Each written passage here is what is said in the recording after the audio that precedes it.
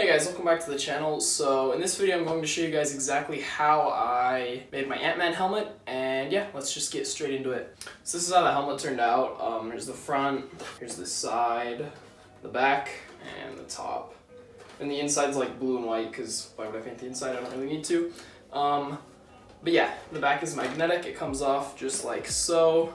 I welded on some plastic like to cover the magnets, and they're like really snug on there, they're not coming off. And then I welded on some rafts here to hold the magnets on the helmet. And so pretty much you just go and it snaps right together and it holds pretty well on there. Yeah, let me put it on, show you guys what that looks like. So this is the helmet on. Yeah, I think it came out pretty nice. The visibility isn't great. I mean, I can see, not great, but it's kind of blurry, but yeah, that's what you get with these lenses here. So yeah, as I said before, the visibility is not perfect, but you know, you get what you get. What I used for the lenses here is pretty much, it's like a file separator, like a page divider and a binder. So let me just put up a picture of that right here for you guys. And I'll also link that in the description. But yeah, I just cut out a little bit of that, and then as you can see, I don't know if you can see here, but I hot glued it on the inside there. Let me show you guys what the visibility actually looks like, if I can. Let me see if we can't do this here. So that's the visibility. I mean, on camera it doesn't look great, and it's really not. Yeah, on camera it doesn't look great, but to the human eye, I mean, it's not perfect, but it's not terrible. So like I can see. But yeah. So let me go hop into Cura and show you guys exactly how I sort of sliced this thing up and put it in Cura so I can go ahead and 3D print that. So let's jump to there. Okay, so pretty much this is how I went about printing the main piece. So basically I found a spot that was like, it wouldn't matter if I welded together, and then I cut it basically like right here. And then I printed both of the pieces, you know, upside down. And so what that means is the top is gonna have like a little bit more cleanup work that's gonna have to be done on there, but the also the bottom piece is gonna have some cleanup on the bottom of the chin. I didn't really show that. I don't really show that to you guys, but I didn't clean it up enough. You can't really see it on camera, but in person you can tell. But yeah, right here, this top piece, again, it's just gonna take a couple of wood filling passes and a lot of sanding to get that piece smooth, because it's just like such a big bit in a lot of sports. But yeah, this is pretty much how I printed the faceplate. And guys, none of this is to scale, but the way that I printed the faceplate is just like that, and it printed within like 8-10 hours. You know, I started at like at 12 and it finished at like 8. The way I printed the back, I started this like before I went to sleep, woke up, and it was done. So it was like a good 8-10 hours, maybe 12, I don't know. Printed pretty fast. So I printed it just like that, and it printed fine. So yeah, this is how I printed the antennas now. Pretty much, I cut them again at a spot that it wouldn't really matter if I welded there, because I could sand it smooth.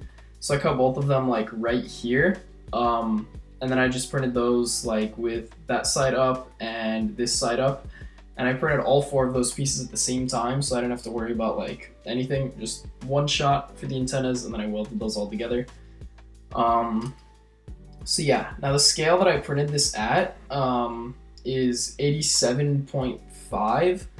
Now basically what happened was I ended up printing 3 of these main helmet pieces, because I printed 1 too small, 1 too big, and then third time was the charm. I printed it right in the middle scale, which was 87.5, and that fit my head perfectly. But what you guys could probably do is 3D scan, or also trial and error like that.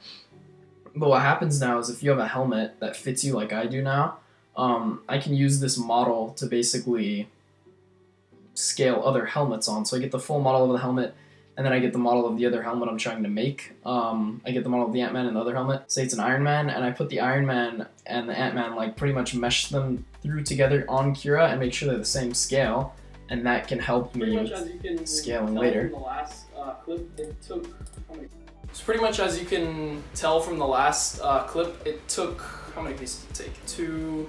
3, 4, 5, 6, 7, 8, 9. It took 9 pieces unintentionally. It was only supposed to take 8 pieces, but there was some under extrusion, so I ended up having to weld it right here. You can't tell at all because I sanded that smooth. But yeah, now let me tell you guys exactly how I went about painting this thing. So pretty much what I did was I primed it with a light gray.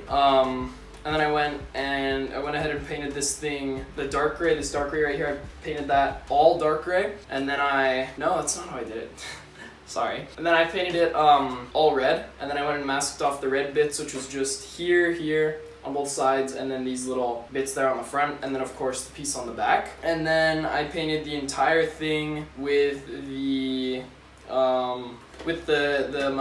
gray, the dark gray here. I masked off the red parts, then painted the whole thing the dark gray, and then I masked off the dark gray parts while the red was still masked off, and then went and painted it, the rest of the helmet the silver, and so that's how I could get like multi-layer painting and things like that. But for the back piece, all I had to do was paint the whole thing red, mask off the red, and then paint the whole thing silver. Of course the inside's not painted because it doesn't need to be. Yeah, so I painted the helmet. And then pretty much I just welded all the pieces together on the inside. I don't know if you can see that, but yeah, then you go ahead and you sand that smooth, and then you put some wood filler in there. Sand that wood filler smooth, and then, yeah, then you go ahead and paint that. And that's pretty much how I made this wearable Ant-Man helmet. Let me just put this on again for you guys. So, there guys, if you liked this video or found it informative in any way, don't forget to hit that like button down below. Subscribe if you like my content and want to see more. Follow me on Instagram down there at _Caleb_Shell. That'll be linked in there. And yeah, link all the paints I used and the filament I used, and these things right here also. Yeah guys, thanks for watching.